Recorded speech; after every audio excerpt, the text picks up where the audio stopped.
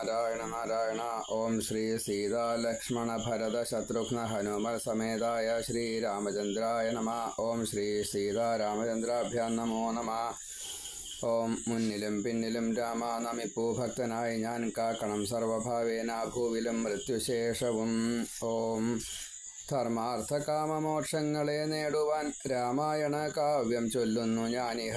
ശ്രീരാമ സീത ഹനുമൽ സ്മൃതി വരാൻ ഭക്തനായി കാൽക്കൽ നമസ്കരിക്കുന്നു ഞാൻ. ശ്രീ സീതാരാമചന്ദ്രാഭ്യാം നമോ നമ. വാൽമീകി രാമായണം കഥ പറഞ്ഞു വരുന്നു. അപ്പം അതിൽ രാജാക്കന്മാരുടെ കഥകൾ പ്രത്യേകമായിട്ട് പറഞ്ഞു വരികയാണ്. അത് വിശ്വാമിത്ര മഹർഷി ശ്രീരാമചന്ദ്രനെ കേൾപ്പിക്കുന്നതായിട്ടുള്ള ഭാഗമാണ്. താടകാവധം കഴിഞ്ഞ് യാഗം മുഴിപ്പിച്ച് മാരീചനെ കടലിലിട്ടിട്ട് സുബാഹുവിനെ വധിച്ച് അങ്ങനെയാണ്. അതിന് ശേഷമാണ് യാഗം മുഴുവൻ ചെയ്യുന്നത്. അതിനുശേഷം മിഥിലാപുരിയിലേക്കുള്ള യാത്രയിൽ പ്രത്യേകമായിട്ടുള്ള പല രംഗങ്ങളെയും നമുക്ക് വാൽമീകി രാമായണം കാണിച്ചു തരുന്നു. അതിൽ ശ്രീരാമനെ ഉപദേശിക്കുക എന്ന രീതിയിൽ വിശ്വാമിത്രൻ കുറേ കഥകൾ പറയുന്നുണ്ട്. അത് ശ്രീരാമൻ ജനിച്ചതായിട്ടുള്ള കുലത്തിൽ സൂര്യവംശത്തിലെ രാജാക്കന്മാരുടെ ഭക്തന്മാരായിട്ടുള്ള രാജാക്കന്മാരുടെ കഥകളാണ്. വീര്യം, ഭക്തി, പല പ്രത്യേകത ഓരോരുത്തർക്കും ഓരോന്നുണ്ടാവും. അപ്പോൾ അത് പറഞ്ഞു വരികയാണ്.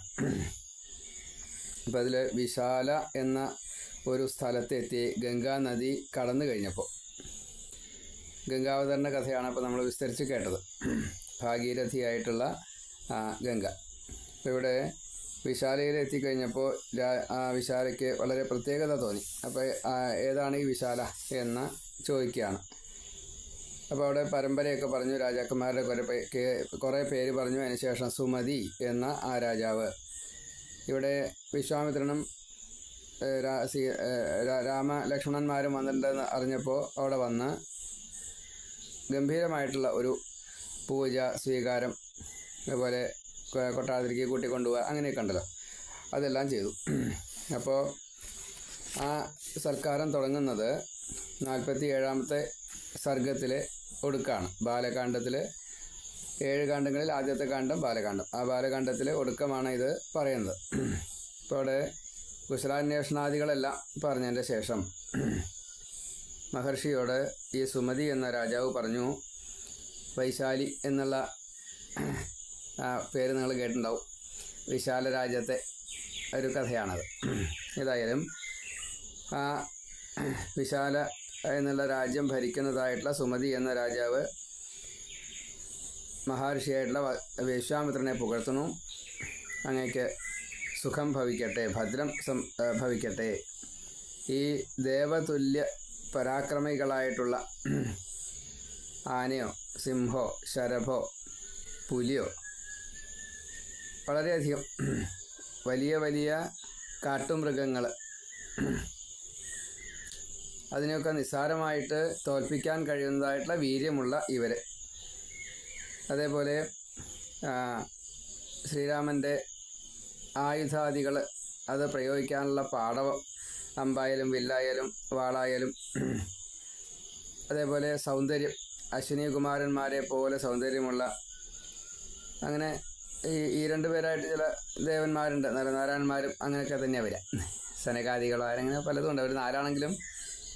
അപ്പോൾ അത്രയും സൗന്ദര്യമുള്ള ഈ സൂര്യചന്ദ്രന്മാരെ പോലെയുള്ള, ആകാശത്തെ പോലും അലങ്കരിക്കുന്നതായിട്ടുള്ള ആകൃതി, അതേപോലെ അവരുടെ ആഗ്രഹവും അതിനനുസരിച്ചുള്ള പെരുമാറ്റങ്ങളും എല്ലാവരെയും എപ്പോഴും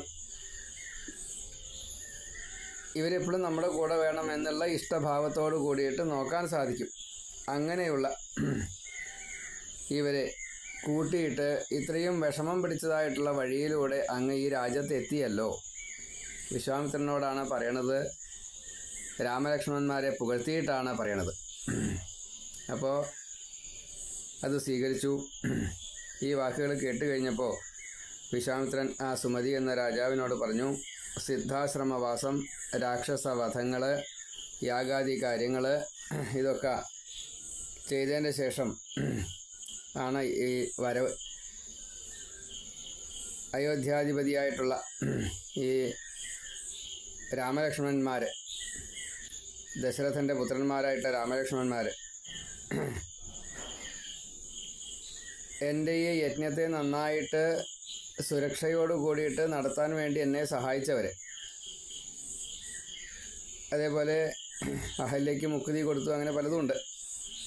അപ്പോൾ അത്യധികം മേന്മയുള്ളവരാണ് ഈ കുട്ടികൾ എന്ന് പറഞ്ഞപ്പോൾ ആ സുമതി എന്ന രാജാവിന് കുറച്ചും കൂടി അധികം അത്ഭുതമായി.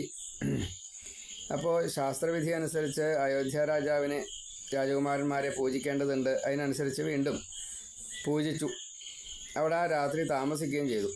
അതിന് ശേഷമാണ് ഈ ജനകൻ്റെ രാജധാനിയായിട്ടുള്ള മിഥിലയിലേക്ക് യാത്രയാവുന്നത്. ജനകാപുരി അല്ലെങ്കിൽ ഈ മിഥില അത് വളരെയധികം സൗന്ദര്യം, പ്രൗഢി, പലതുമുണ്ട് പ്രത്യേകതകൾ. അത് കണ്ടു. അപ്പോൾ എല്ലാവരും പറഞ്ഞു ഒരേപോലെ തന്നെ. ഇപ്പോൾ ഋഷികളൊക്കെ കൂടിയുണ്ട് കുറേശ്ശൊക്കെ. എന്തൊരു ഭംഗിയാണ് ഈ മിഥിലയ്ക്ക്, ഇത് കുറച്ച് പുരാതനാണല്ലോ, അതേപോലെ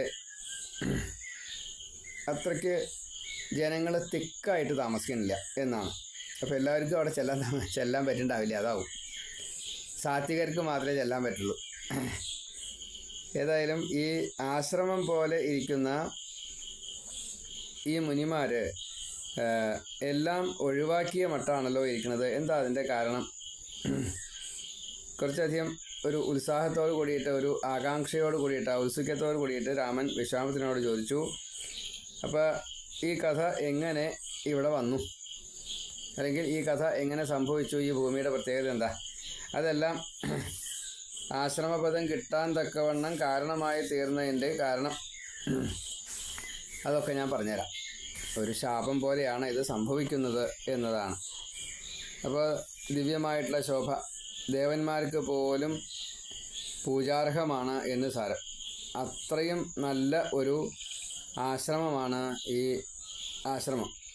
അത് ഗൗതമ മഹർഷിയുടെ ആശ്രമമാണ്. അപ്പോൾ അവിടെ ഗൗതമാശ്രമത്തിലേക്ക് അഹല്യയ്ക്ക് മുക്തി കൊടുക്കാൻ വേണ്ടിയിട്ട് ശ്രീരാമൻ്റെ പ്രവേശനം, ആ കഥയിലേക്ക് കിടക്കുകയാണ്.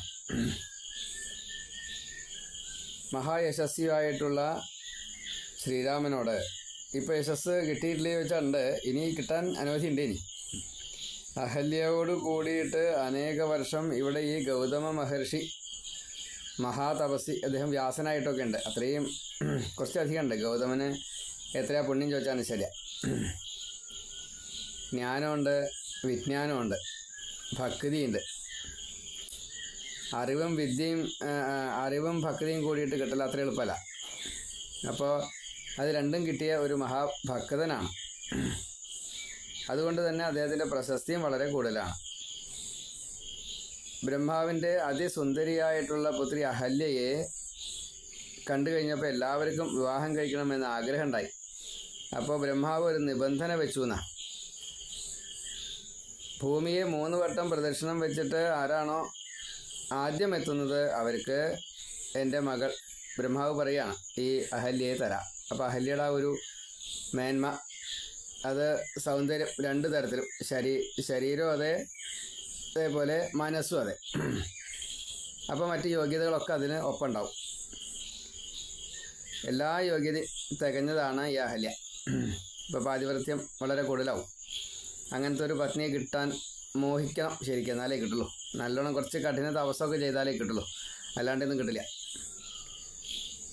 അപ്പോൾ ഗൗതമുനി അവിടെയുണ്ട്. അദ്ദേഹം വേഗം കാമധേനുവിനെ പ്രദക്ഷിണം വെച്ചു 3 തവണ. അപ്പോൾ അതിന് ശേഷം എല്ലാവരെക്കാട്ടിലും മുമ്പ് എത്തി. ബാക്കിയുള്ളവരൊക്കെ ഭൂമി പ്രദക്ഷിണം വയ്ക്കാൻ വേണ്ടി പോയി. ഗൗതമൻ ഇങ്ങനെ വന്നു കഴിഞ്ഞപ്പോൾ ബ്രഹ്മാവ് ഇതെന്താ സൂത്രം ചെയ്യണമെന്ന് ചോദിച്ചു. അല്ല, കാമധേനു ഭൂമിയാണല്ലോ, കാമധേനു ഭൂമിക്ക് തുല്യാണ് എന്നുള്ള അങ്ങ് പറഞ്ഞത്. ഇനി അതല്ല എന്ന് പറഞ്ഞു കഴിഞ്ഞാൽ അങ്ങയുടെ വാക്ക് അസത്യവും, കാമധേനുവിൻ്റെ മൂല്യം നഷ്ടപ്പെടുകയും ചെയ്യും. അപ്പോൾ എനിക്ക് പുത്രിയെ ഭാര്യയായിട്ട് തന്നോളൂ എന്ന് പറഞ്ഞു. ബ്രഹ്മാവിന് സമ്മതിക്കേണ്ടി വന്നു, ബ്രഹ്മാവ് കൊടുക്കുകയും ചെയ്തു. അങ്ങനെയുള്ള ആളാണ് ഈ ഗൗതമൻ. അപ്പോൾ അത്രയും പ്രാധാന്യം ഉണ്ടെന്ന് സാരം. അപ്പോൾ ആ ഗൗതമൻ ഒരു ദിവസം എവിടേക്കോ ഒന്ന് പോയി കഴിഞ്ഞപ്പോൾ, രാവിലെ നേരത്തെ കുളിക്കാൻ പോയതൊക്കെയാണ്, ഇന്ദ്രൻ ഈ ഗൗതമൻ്റേതായിട്ടുള്ള പല മേന്മകളും കണ്ടുകൊണ്ട് ഗൗതമനെ ഒന്ന് പലതരത്തിൽ അപമാനിക്കണമെന്നോ എന്തായാലും വേണ്ടില്ല, അങ്ങനെ ഒരു ഉദ്ദേശത്തോട് കൂടിയിട്ട് ഈ അഹല്യയെ പ്രാപിക്കാനുള്ള ഉദ്ദേശത്തോട് കൂടിയിട്ട് വരികയാണ്. അവിടെ തക്കം പാർത്തിരിക്കണം. അങ്ങനെ ഗൗതമൻ പോയി എന്ന് ഉറപ്പായി കഴിഞ്ഞപ്പോൾ ഗൗതമൻ്റെ വേഷത്തിൽ വന്ന് രാത്രി 3-ാമത്തെ യാമത്തിലാണ്. 3-ാമത്തെ യാമം കഴിഞ്ഞിട്ടാണ് കുളിക്കാൻ പോയത് എന്ന് ഗൗതമൻ എന്തോ ഒരു ചെറിയ ഒരു തെറ്റിദ്ധാരണ സംഭവിച്ചു. ഒരു നോട്ടപ്പിശക്, ധാരണാപ്പിശക്, അത്രയേ ഉള്ളൂ. അതൊന്നും സ്വതേ വരില്ല, അതൊക്കെ ഭഗവാന്റെ ഇച്ഛയാണ്, അത്രയേ ഉള്ളൂ. ഏതായാലും 3-ാമത്തെ യാമത്തിൽ ഇന്ദ്രൻ ഗൗതമൻ്റെ വേഷത്തിൽ തന്നെ ചെന്നിട്ട് അഹല്യയോട് കാമം എനിക്ക് ആഗ്രഹമുണ്ട് പ്രാപിക്കാൻ എന്ന് പറഞ്ഞു. അപ്പോൾ മുനിവേഷത്തിൽ ഈ ഇന്ദ്രനെ തിരിച്ചറിഞ്ഞ് ദുർബുദ്ധിയായിട്ടുള്ള ഈ ഇന്ദ്രനെ ദേവരാജനോടുള്ള അതാ മനസ്സിലാക്കാത്തത് കൊണ്ട് അവിടെ ചെറിയൊരു ഇതുണ്ട്. അതായത് ശരിക്ക് ഇത്രയും യോഗ്യതയുണ്ടെങ്കിൽ വേഷം മാറി വന്ന ഇന്ദ്രനെ, ഭർത്താവിൻ്റെ വേഷത്തിൽ വന്ന ഇന്ദ്രനെ, കള്ളവേഷം കെട്ടി വന്ന ഇന്ദ്രനെ മനസ്സിലാക്കാൻ സാധിക്കണം. പക്ഷേ കാമത്തിന് കണ്ണ് കണ്ടുകൂടാ. ഭർത്താവാണ് ആവശ്യപ്പെടുന്നത്, ഭർത്താവിൻ്റെ വേഷത്തിലാണല്ലോ. അപ്പോൾ അവിടെ ചിന്തിക്കാനൊന്നുമില്ല. ചിന്തിച്ചാൽ മനസ്സിലാവും, കാമത്തിന് കണ്ണ് കണ്ടുകൂടാ. അപ്പോൾ അതുകൊണ്ട് ആ സമയത്ത് അതിനെ ചിന്തിക്കാതെ കണ്ട് സ്വീകരിച്ചു. അപ്പം അങ്ങനെ ചിന്തിക്കാതെ കണ്ട് സ്വീകരിക്കാൻ പാടില്ല എന്നാലോചിച്ച് നോക്കണം. ഭർത്താവിൻ്റെ വേഷത്തിൽ വരുന്ന ഒരാളെ സംശയിക്കാൻ പോലും പാടില്ല, ഭർത്താവിനെ സംശയിക്കാൻ പാടില്ല, നിയമം. അപ്പോൾ ഭർത്താവിനെ സംശയിക്കാൻ പാടില്ല എന്ന നിയമമുണ്ടെങ്കിലും പാതിവ്രത്യത്തിൻ്റെ തീവ്രത കൊണ്ട് വരുന്നയാൾ കള്ളവേഷക്കാരനാണോ ഭർത്താവല്ലേ എന്നുള്ളത് അറിയാൻ സാധിക്കും. അവിടെ ചെറിയൊരു വീഴ്ച വന്നു എന്നാണ് ഗൗതമൻ കണ്ടുപിടിച്ചത്. അഹല്യ പരമസാധ്യയാണ്. ഈശ്വരൻ്റെ ലീലാവിലാസമാണ് ഇപ്രകാരം വരാനുള്ള കാരണം. പക്ഷേ അത് സംഭവിച്ചു. ഈ ഇന്ദ്രൻ ഇപ്രകാരത്തിൽ അഹല്യയെ പ്രാപിച്ചു.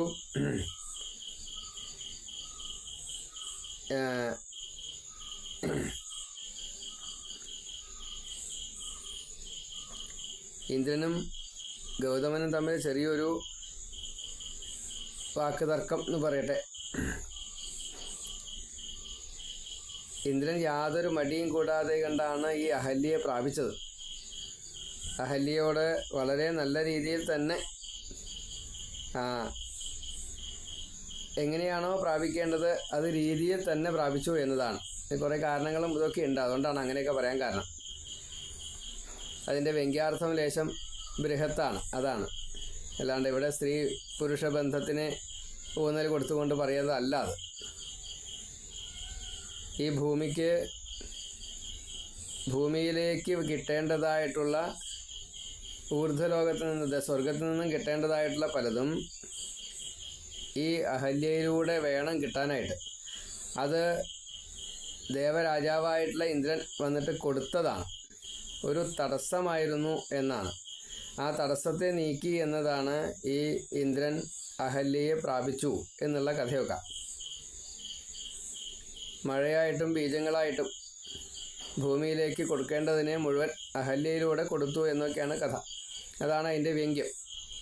പക്ഷേ ഇവിടെ കഥ അങ്ങനെയല്ലല്ലോ. കഥ ഇവിടെ ഇന്ദ്രൻ ആ വ്യക്തി എന്ന നിലയ്ക്ക് ഗൗതമൻ്റെ പത്നിയായിട്ടുള്ള അഹല്യയെ ജാരബുദ്ധിയ കവർന്നു.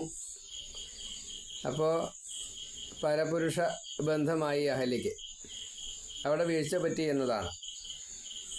അപ്പോൾ അത് മനസ്സിലാക്കുമ്പോൾ തന്നെ ലേശം പ്രയാസമുണ്ട്.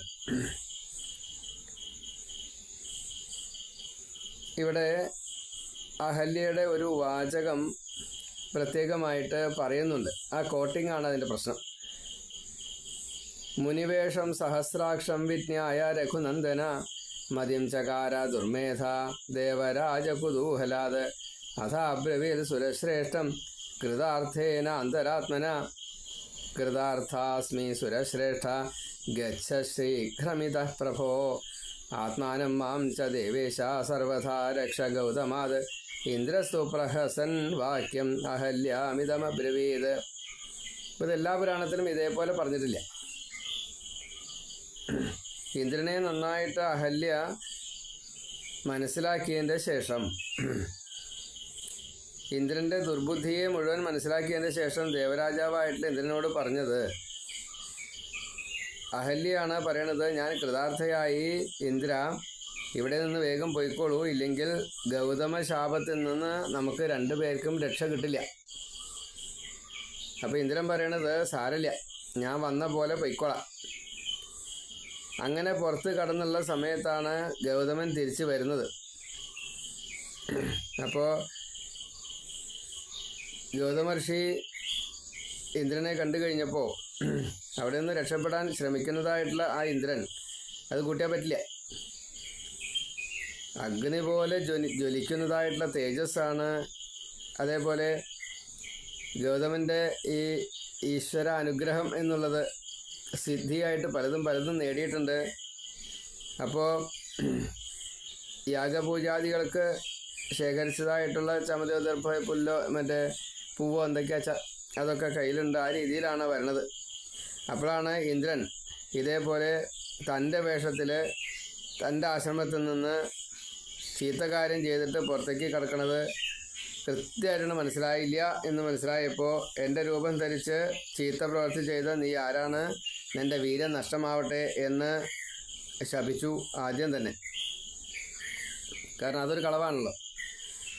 ഇതോടുകൂടിയിട്ട് ഇന്ദ്രൻ്റെ വൃഷണങ്ങൾ ഭൂമിയിൽ പതിച്ചു എന്നാണ്.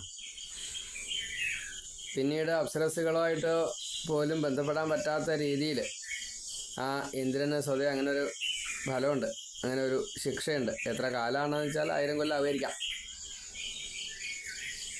അപ്പോൾ ഇന്ദ്രനെ മറ്റു പല ശാപങ്ങളും ചെയ്തിട്ടുണ്ട്. അതാണ് സഹസ്രാക്ഷനാവട്ടെ. പിന്നെ അതിന് മോചനം കൊടുത്തതാണ്. അത് ഭഗം ആയിട്ട് വരട്ടെ എന്നാണ് പറഞ്ഞത്. അത്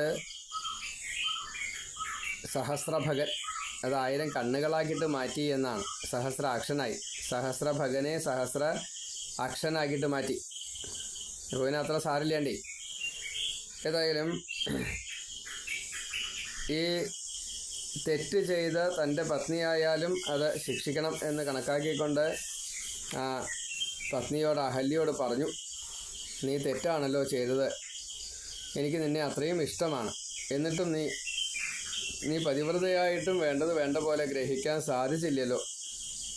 അപ്പം അതുകൊണ്ട് ശുദ്ധമാവാൻ വേണ്ടിയിട്ട് കുറച്ചു കാലം കൂടി തപസ് ചെയ്യൂ. കരിങ്കല്ലായിക്കൊണ്ട് തന്നെ ആ ഒരു ഭാവത്തിലാണല്ലോ നീ ഉണ്ടായത്, അതുകൊണ്ട് അതുപോലെ തന്നെ കിടക്കൂ. നിന്റെ തപസ്സിന് വിഘ്നം വരാത്ത വിധം ഇവിടെ ഒരു തടസ്സങ്ങളും ഇനി വരില്ല. യക്ഷരാക്ഷസാദികളോ ഈ ക്രൂര മൃഗങ്ങളോ ഒന്നും ഉണ്ടാവില്ല. ശാന്തമായിട്ടുള്ള വനം, തിക്കായിട്ടുള്ള മരം, ധാരാളം കല്ലായതുകൊണ്ട് ആഹാരവും വേണ്ട. അങ്ങനെ ശപിച്ചു അഹല്യെ. ഒരാൾക്കും നിന്നെ തിരിച്ചറിയില്ല. എപ്പോഴാണോ ഈ ചീത്ത പ്രവൃത്തിയുടെ ഫലം ഒട്ടുമില്ലാണ്ട് വരുന്നത്, ആ സമയത്ത് തപസ്സിൻ്റെ പൂർത്തി ആവുന്ന സമയത്ത് ദശരഥപുത്രനായിട്ടുള്ള ശ്രീരാമൻ ഇവിടെ വരും, നിന്നെ മുക്തയാക്കും. ഇങ്ങനെ ശാപമാണോ അനുഗ്രഹമാണോ ഗൗതമൻ കൊടുത്തത് എന്ന് ചോദിച്ചാൽ കൃത്യമായിട്ട് അറിയില്ല. ഈ ഗൗതമന് വളരെ ഇഷ്ടമായിട്ടുള്ള അഹല്യയ്ക്ക് വളരെ ഇഷ്ടമായിട്ടുള്ള ഗൗതമൻ. അഹല്യ ആ ശാപം സ്വീകരിച്ചതും വീണ്ടും ഗൗതമനെ പ്രാപിക്കാൻ വേണ്ടിയിട്ടാണ്. ശാപമുക്തി കിട്ടിയപ്പോൾ സാധാരണഗതിയിൽ വേണമെങ്കിൽ ഇനി എനിക്കിത് വേണ്ട, ഭഗവാൻ ലയിച്ചാൽ മതി എന്ന് പറയാൻ പ്രയാസമൊന്നുമില്ല. ഗൗതമനാണെങ്കിൽ വേറെ പത്നിയെ കിട്ടാതിരിക്കൂല. അത് രണ്ടുമല്ല ഉണ്ടായത്. അനവധി കാലം വീണ്ടും ഈ ഗൗതമൻ്റെ പത്നിയായി തന്നെ എനിക്ക് സേവനം ചെയ്യണം എന്ന് ആഗ്രഹിച്ചു അഹല്യ. അറിഞ്ഞുകൊണ്ടല്ല സ്വതേ തെറ്റ് ചെയ്തതെങ്കിലും തെറ്റ് ചെയ്തതിൻ്റെ ശേഷം ഇന്ദ്രാദികളെ പൂജിക്കുന്നതായിട്ടുള്ള ഗൗതമനെ അറിഞ്ഞുകൊണ്ട് തന്നെ ഇന്ദ്രനാണ് തന്നെ വന്ന് പ്രാപിച്ചത് എന്ന് മനസ്സിലായപ്പോൾ വേണമെങ്കിൽ ഈ തുളസിയെ പോലെ വിഷ്ണുവിനെ ശപിക്കുന്ന ആ ഒരു രംഗമുണ്ടല്ലോ, കല്ലായിട്ട് പോട്ടെ. ഗൗതമൻ്റെ പത്നിയായിട്ടുള്ള അഹല്യയ്ക്ക് ശപിക്കാൻ ഒരു പ്രയാസമില്ല. ഇന്ദ്രനെ വേണമെങ്കിൽ ശപിക്കാം. പക്ഷെ അത് ചെയ്തില്ല. പകരം താൻ തന്നെ കല്ലാവേണ്ടായത്. അപ്പോൾ കൂടുതൽ ശുദ്ധി നേടുകയാണ് ഉണ്ടായത് അഹല്യ. തിതിക്ഷാഭാവം അവിടെ നല്ലോണം കാട്ടി. അപ്പോൾ അതിവിശുദ്ധയായിട്ട് നീ തിരിച്ചു വരും എന്നാണ് ഗൗതമൻ്റെ ശാപമുക്തി കൊടുത്തത്. എൻ്റെ അടുത്തേക്ക് തന്നെ നീ വരും രാമൻ്റെ സ്പർശനം കൊണ്ട്. അപ്പോൾ യഥാർത്ഥത്തിലുള്ള ശിക്ഷ അവിടെ ശുദ്ധി കിട്ടാൻ വേണ്ടിയിട്ടാണ് ചെയ്തത് എന്നതാണ്. ആ ഗൗതമൻ്റെ ഈ ദുരാചാരിയായിട്ടുള്ള ഭാര്യയോട് എന്ന് ഇവിടെ പറഞ്ഞിട്ടുണ്ടെങ്കിലും അത് ദുരാചാരിണി എന്ന് ഒട്ടും നമുക്ക് പറയാൻ കഴിയില്ല. അത് ഭഗവാന്റെ ഒരു ലീലാവിലാസം എന്ന് മാത്രമേ പറയാൻ സാധിക്കുള്ളൂ. ഗൗതമൻ്റെ വാക്കിൽ അതുണ്ട് എങ്കിലും സിദ്ധചാരണാദികൾ പോലും സേവിക്കുന്നതായിട്ടുള്ള ഭാവമാണ് ഗൗതമന്. അതുകൊണ്ട് അവരെവിടെയാണോ ഇരിക്കുന്നത് അവിടേക്ക്, ഹിമാലയത്തിലെ ഒരു പ്രത്യേക സ്ഥലമാണ്, അവിടേക്കാണ് പിന്നീട് തപസ് ചെയ്താൽ പോയത് ആര്? ഗൗതമൻ. ഈ ശാപമുക്തി ഒക്കെ കൊടുത്തതിൻ്റെ ശേഷം അവിടെ എന്താ പ്രത്യേകത വെച്ചാൽ ശുദ്ധസത്വത്തിലാണ് എല്ലാ മഹർഷിമാരും. അവിടെ ഒരിക്കലും ഗൗതമന് വേറൊരു തരത്തിലൊരു പീഡ വരില്ല. അത് കണക്കാക്കിക്കൊണ്ടാണ്. ഇനി ഭാര്യയെ പ്രതീക്ഷിച്ചിരിക്കുകയാണ്. അപ്പോൾ ഭാര്യ അത്രയും എല്ലാ അർത്ഥത്തിലും സുന്ദരിയാണ്. മനസ്സും സുന്ദരമാണ്, ശരീരവും സുന്ദരമാണ്. അവിടെ ശാരീരികമായിട്ടുള്ള യാതൊരു ആവശ്യമില്ല. പക്ഷേ അതേ ഗൗതമൻ്റെയും അഹല്യയുടെയും പുത്രനായിട്ടുള്ള ശതാനന്ദനാണ് ഈ മിഥില രാജ്യത്തിൻ്റെ പുരോഹിതൻ. അപ്പോൾ ഏതാ മിഥില രാജ്യം? സീത ജനിച്ച നാട്. നമ്മൾ രാജർഷി എന്ന് പറയുന്നത് ഈ ജനക മഹാരാജാവിനെയാണ്. കർമ്മം ബാധിക്കരുത് എന്ന് എല്ലാ ദേവകളോടും ഒരേപോലെ യാചിച്ച നിമി മഹാരാജാവിൻ്റെ ദേഹത്തു നിന്നും ഉണ്ടായവർ, ആ പരമ്പരയിൽപ്പെട്ടവരാണ് ഈ ജനക മഹാരാജാവും സീതയുടെ അച്ഛനും. അവിടേക്കാണ് ഇനി രാമനെ കൂട്ടിക്കൊണ്ടു പോകുന്നത്. അപ്പോൾ ആ രാജ്യത്തിൻ്റെ പ്രത്യേകത മനസ്സിലായല്ലോ. അപ്പോൾ അത്രയും പുണ്യഭൂമിയാണ്. ആ പുണ്യഭൂമിയിലേക്ക് അവിടെ ഭരിക്കുന്നതായിട്ടുള്ള രാജാവിൻ്റെ പുരോഹിതനാവണമെങ്കിൽ അത്രയും പുണ്യം കിട്ടിയ ഒരാൾക്കേ പറ്റൂ. അത് ഈ അഹല്യയുടെയും ഗൗതമൻ്റെയും മകനായിട്ടുള്ള ശതാനന്ദനാണ്. അപ്പോൾ ഇവിടെ അഹല്യയ്ക്ക് തെറ്റുണ്ടോ? ഇല്ല. ഗൗതമന് തെറ്റുണ്ടോ? ഇല്ല. ഇന്ദ്രനും തെറ്റില്ല. അത് പ്രത്യേകം അറിയണം. ഇന്ദ്രൻ രാജാവാണ്, കടമയുണ്ട്, കർത്തവ്യങ്ങളുണ്ട്. ആ കർത്തവ്യം ഇങ്ങനെയാണ് തീർത്തത് എന്ന് മാത്രമേ ഉള്ളൂ. അതുകൊണ്ടാണ് അഹല്യ ഇന്ദ്രനെ ശപിക്കാഞ്ഞത്. ഞാനും ഇതിൽ ഈ തെറ്റിന് പങ്കാളിയാവേണ്ടി വന്നുല്ലോ. ഇനി ഗൗതമൻ എന്നെ ശുദ്ധീകരിക്കട്ടെ. അപ്പോൾ അതിന് ശാപാനുഗ്രഹമാണ് കിട്ടിയത്. അതാണ് കല്ലായത്. ശുദ്ധഹൃത്തായി. അതിന് ശേഷം വീണ്ടും ഭർത്താവിൻ്റെ അടുത്തേക്ക് തന്നെ എത്തുകയും ചെയ്തു. ഭഗവാന്റെ സ്പർശം കൊണ്ട്. സ്വതേ ഭഗവാന്റെ സ്പർശം കിട്ടിയാൽ പിന്നെന്താ ഉണ്ടാവുക?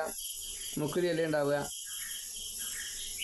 അപ്പോൾ ഇവിടെ ജീവൻ മുക്താവസ്ഥയിലാണ് ഇനി എത്തിച്ചേരുന്നത് അഹല്യ. അപ്പം അതുകൊണ്ട് അത് ശാപമുക്തി തന്നെയാണ്. പക്ഷേ ബാക്കി കുറേയുണ്ട് സേവനമായിട്ട് ചെയ്യാനുള്ളത്. അതുകൊണ്ട് അത് ചെയ്യാൻ വേണ്ടിയിട്ട് അഹല്യയുടെ അടുത്തേക്ക് എത്തി എന്നതാണ്. ഗൗതമന് ചെറിയൊരു ദുഃഖമുണ്ടായത് എൻ്റെ തപസ്സിന് ചെറിയ ഒരു ഭംഗം നേരിട്ടു. ഇപ്പോൾ സ്ഥാനം മാറേണ്ടി വന്നല്ലോ. അപ്പോൾ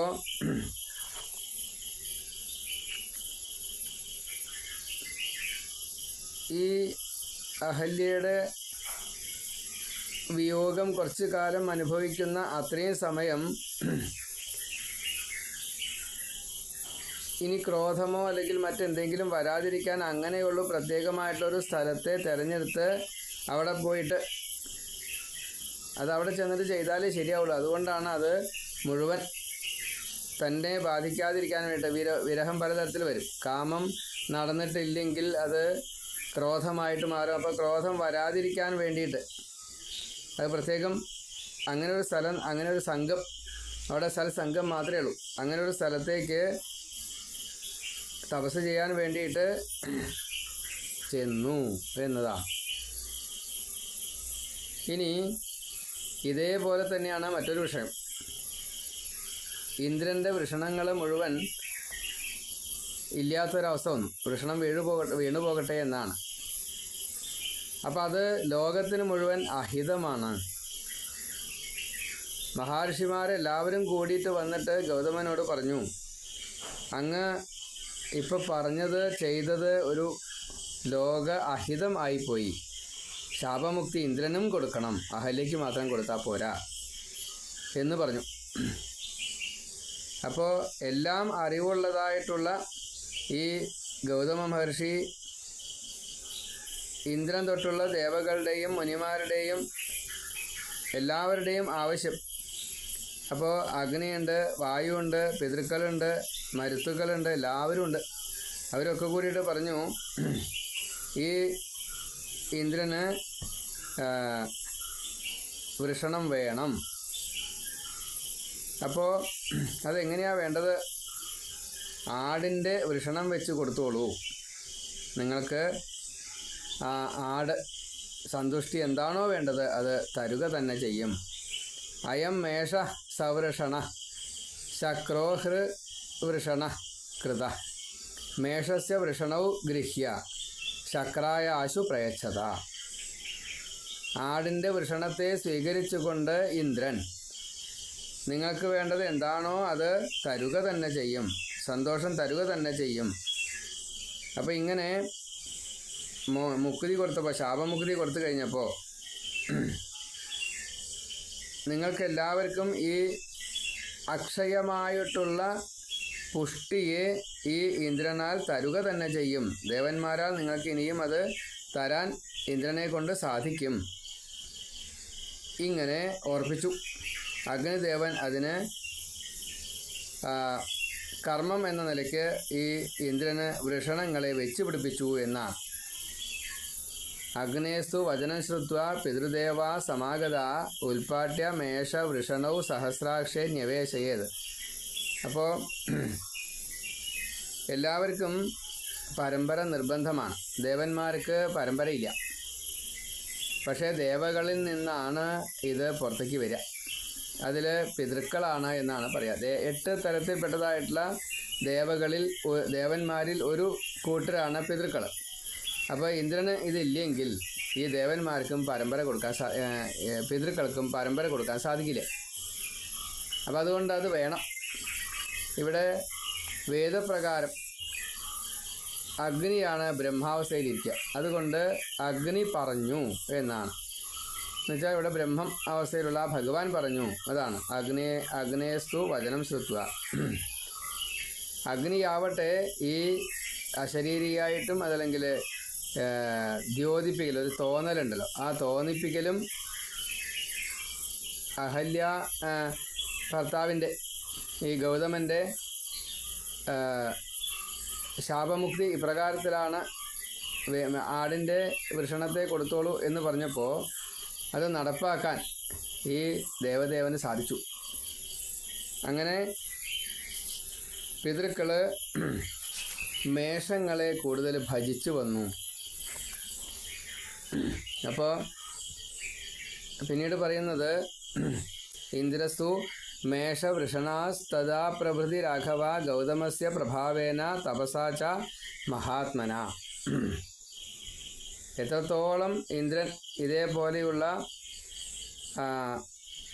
വൃഷണ ഈ അനുഗ്രഹം കൊണ്ട് ഗൗതമൻ്റെ ഈ ശാപമുക്തി കൊണ്ട് എങ്ങനെയാണോ സ്വയം സന്തോഷിക്കുന്നത്, മറ്റുള്ളവർക്ക് സന്തുഷ്ടി പകരുന്നത്, അതിന് വേണ്ടതായിട്ടുള്ള മേഷവൃഷണൻ ആയിത്തീർന്നു. ഇങ്ങനെ വിശ്വാമിത്രൻ പറയാണ്, രാമ, ഈ ഋഷിയുടെ ഗൗതമ മഹർഷിയുടെ ആശ്രമമാണ് ഇത്. അവിടെ അഹല്യ ഗൗതമ പത്നി ദേവരൂപിണിയായിട്ട് തപസ് ചെയ്യണു. ആ ദേവരൂപിണിയായിട്ടുള്ള ഈ അഹല്യയെ വീണ്ടും അഹല്യയാക്കിയിട്ട് മാറ്റണം. അപ്പോൾ രാമലക്ഷ്മണന്മാരെ വിശ്വാമിത്ര മഹർഷി ഇപ്രകാരത്തിൽ പറഞ്ഞപ്പോൾ വല്ലാത്തൊരു അത്ഭുതമായി. വിശ്വാമിത്രൻ ഇവരെയും കൊണ്ട് ആ കാട്ടിലേക്ക് കടന്നു. ഈ ശില എവിടെയായിരിക്കണമെന്ന് വെച്ചാൽ അവിടേക്ക് എത്തിക്കുകയാണ്. അപ്പോൾ തപസ് കൊണ്ട് വളരെയധികം രത്നം പോലെ തിളങ്ങാണ്. ദേവന്മാർക്കും അസുരന്മാർക്കും അങ്ങനെയില്ല, സകല ലോകത്തിലുള്ള എല്ലാവർക്കും മറയ്ക്കപ്പെട്ടവളായിട്ടിരിക്കുന്ന ഈ അഹല്യ ഇവർക്ക് 3 പേർക്ക് മാത്രം കാണാറായി എന്നതാണ്. അപ്പം അത് ബ്രഹ്മാവിനാൽ നിർമ്മിച്ചതാണ്. ബ്രഹ്മാവിൻ്റെ പുത്രിയാണ്. ബ്രഹ്മാവിൻ്റെ എല്ലാവിധ അനുഗ്രഹവും ഈ ദിവ്യമായിട്ടുള്ള എല്ലാ സദ്ഗുണങ്ങളും ദേവന്മാർ കൊടുത്തത്, അല്ലെങ്കിൽ ദേവദേവനാണല്ലോ ഈ ത്രിമൂർത്തികളിൽ ഒരായിട്ടുള്ള ബ്രഹ്മാവം. അപ്പം അതുകൊണ്ട് എത്ര മായാമയിയാണ്, അല്ലെങ്കിൽ എത്രത്തോളം ഈശ്വരീഭാവമുണ്ട് ഈ അഹല്യയ്ക്ക്, അത് അത്രയും കൊടുക്കാൻ വേണ്ടിയിട്ടാണ് ശ്രീരാമൻ തന്നെ അവിടെ എത്തിയത് എന്ന് സാരം.